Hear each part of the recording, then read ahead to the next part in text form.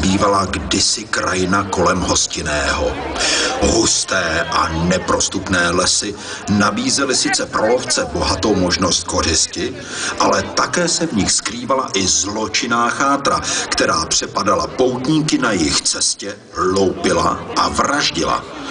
Měšťané v Hostinném si ale věděli rady. Z řad těch nejstatečnějších vybrali svalnatého řezníka a odvážného pekaře, aby byli nápomocní pocestným. Oba se výzvy chopili jako praví muži a za to, kolik životů dokázali zachránit, kolik majetku místním i cizincům uchovat a kolik lidí ještě navíc vlídným slovem potěšit, se stali ve městě nesmrtelnými. Hostinné chrání dodnes. Pekař s řezníkem sklížejí z radniční věže a jednou za čas si spolu popovídají a přiberou k tomu i paní hostu. To jsem se u všech rohatých lek. Halo, pekařský, vstávejte. Slyšíte? Vstávejte. Je tady plný náměstí lidu, tak nám nedělejte ostudu. Co tady ječíte, řeznický? Je po 22. hodině, tak musí být klid. Ne, nemusí. Porcinkule má přece výjimku a my si můžeme úplně klidně zahalékat. Tak to jsem se lekl, že půjdu do šatlavy. Ale co vás při probuzení, kolego, tak vyděsilo?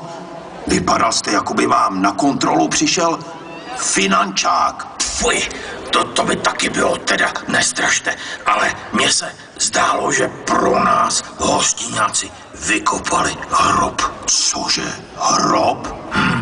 U starého paneláku je jáma jak do pekel a já jsem myslel, že to je pro nás. No ale pak mě napadlo, jestli to není ten bazén, co ta omladina ve vedení města slipovala. Vy jste ale trdlo, prdlajs bazén. Jímka na vodu to je, aby nám jinak neutíkala do Labe. A nebojte, na bazén prej taky dojde. Možná i příští rok už smočíte nohy. Jímka, Jímka, no tak to jo, to se mi ulevilo.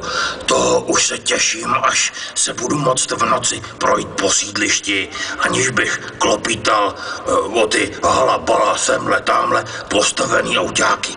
A když to má být hotové? Já jsem zaslechl skrze okno, když se tam radní radili, že prý na konci listopadu. Tak to máme srpen, září, to je za chvíli, tak to je dobrý. Hele, pekařský, nezdá se vám, že tu někdo chybí do té naší partičky? Jakože bychom patřili ke Gencerovi a Suchošovi, jo? To snad ne. Ale no jo, vlastně, někdo chybí, kde pak je hosta? Ale prý měla včera večer hosta a asi byla sprostá.